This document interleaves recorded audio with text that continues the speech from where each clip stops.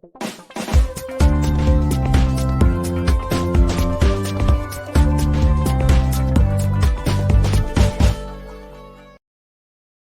and welcome to Cinemondo with Kathy and Lara, and I'm very excited today because we got some hot movies to do.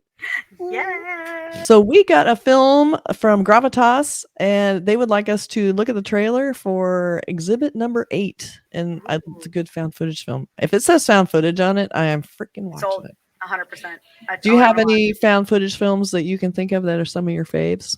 Just off the top of your head, I'll put you on the spot right now. The Taking of Deborah Logan is one of my favorites. Oh yeah, that's a good one. That's a really good one. I did like the new one that came out on Netflix. It was, I think, a Dreadstream or something like that. Deadstream. Yeah. That was more like a parody, but I thought that was really well done. Oh, but I really liked it. I saw that really too. fun. Yeah, that was great. Good. So good. Okay, so we're going to take a look at this. This is from the Netherlands. Has a lot of interesting concepts in it from the description. We'll take a quick look at that. It is a refugee from Bosnia, I think it said. Refugee Asia and her cameraman decide to shoot a documentary about the mysterious disappearance of Asia's brother, and they discover the dark truth and cross paths with another film crew, creating an even more sinister narrative. 2 found footage films in one. That's what we get. All right, let's take a look at this thing. This is looking pretty fascinating. Okay, here we go. Boom. So we are meeting with this girl, Aisha.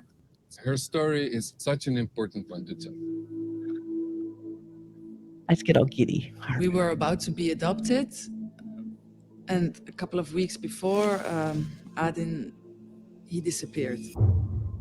So the reason I sent you a message is that I actually work at the Wilgenburg Refugee Center. You cannot really avoid going back to that place to go look for your brother. No. What? No. It crashed. What? Crash. I do have to warn you. Not everybody here can be trusted to tell the truth. You recognize him? He's a liar. That's his first. No. Jij moet niks weten. Jij moet gewoon doen wat ik zeg.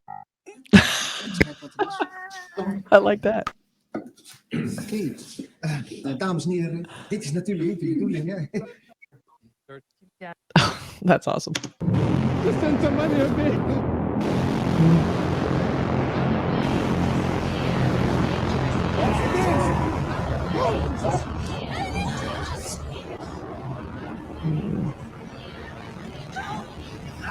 Run away, disappear. It's dangerous here.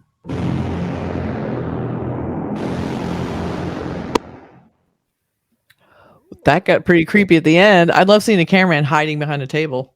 No, me too. I'm like, I'm gonna watch this. Oh, that look good. The only thing I know is there are a couple shots, and maybe this isn't the real thing. I don't like when found footage take themselves out of the found footage. Like, it has to be 100% found footage. If they do all of a sudden kind of go, we're shooting this movie around the guy shooting it. No. You guys got, but it still might be. Other film crew, right? That we maybe don't like. Now we're getting 2 perspectives. Like maybe one's more slick than the other one, less personal. Maybe they're shooting something a little more like a haunted house show or something. Maybe they're doing something true crime. So yeah, found footage. There's just something about it. I mean, I know it's contrived, but I just get that feeling. Like I get that little tiny twinge that it's Blair Witch again. When I sort of thought it might have been real, and you were all like, "Oh my god, what's happening?" God, that was the best marketing ploy of the early 2000s ever. And once they did it, they could never do it again because then everybody's on to them. It's like, hey, we have this website. Look, we found these tapes. I mean, no one even knew it was a movie. They thought it was a real thing. It was so well done. So great. Oh, my God. But I love this too. I like this too. Exactly. I mean, it would be so cool if it was real. But I know some people don't think that would be cool if it was real, but I think it'd be cool if it was real. I love the locations in this one are really, really interesting. Like they're taking the found footage and they're taking us all these kind of really exotic locations, which I thought was kind of interesting. Kind of more big budget kind of looking found footage. Let's take a look at the poster. I only have one poster. And so here's the poster. It's very video looking, which is funny because that doesn't really happen anymore. But it has that kind of blue tone. Yes. Maybe this was shot a while ago and they did find some VHS tapes. I don't know. But I like her kind of looks like she's almost trapped behind some video lines almost. And then there's like the stalker. Yeah. The bright light on this guy's eyes is super creepy. Yeah. I keep thinking, is there anything else in here? That's it. So it looks like there's some words in the title. I can't quite tell what they are. It looks like something on his face. I can't quite read those. Yeah. Not sure. But yeah, there's some cool footage in there. I I have the classic, the paranormal, where they're in the bed and they're kind of, flipping around like they're being taped. That's really funny. So this looks really interesting. I would really like to read more about it. Like, I know they're two film crews following this disappearance, but like, how does that all tie together? Like, what is going on with that? But like, is there why would a second film crew go? Because she's going for her brother as opposed to, like, we don't know the other stories. So that'll be interesting. Yeah, I wonder, part of it's like there's somebody who's following from the outside, like a film crew for a show or something. Like, their motive is to do a show about it. And then there's the person, like the family, because there's always that element with true stories. Like, if you're seeing a crime show about the family, there's always a real family out there.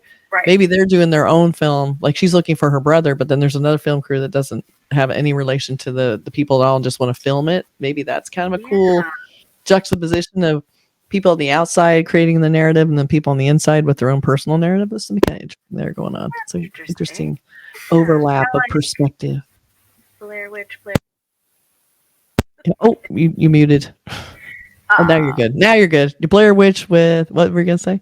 Like Blair Witch 2, kind of. Oh, like, yeah. she's looking for her brother, but she's still looking for her brother. She's looking for a brother with a film crew, official film crew. Official film crew. That's right. That's right.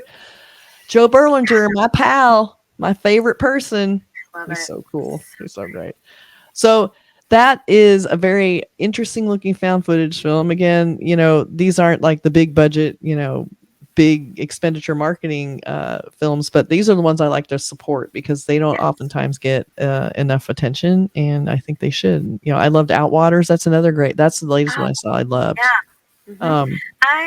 The second time I watched it, I appreciated it. The first time, it was during the film festival, and I was God, I was like, I don't love this. Oh, that's funny. For some reason, it just totally won me over. And I was like, okay. There's some really interesting, creepy stuff. I loved the big loud noises at the end of that. It was really creeped me out. I don't know. There's some creepy, and camping always freaks me out. I never really liked camping. I just felt like, why am I desert, you're just like, they brought nothing.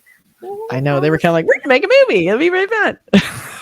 It's like we're not campers, but we're gonna pretend like we are. It all goes wrong.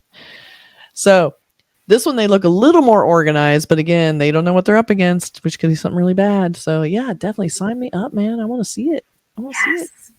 All right, you guys, let us know if you've seen it, if you're gonna see it, what's going on, what do you think of the trailer? Do you have any opinions about the trailer? I would love to know. In the meantime, talk to you later. Bye. Bye.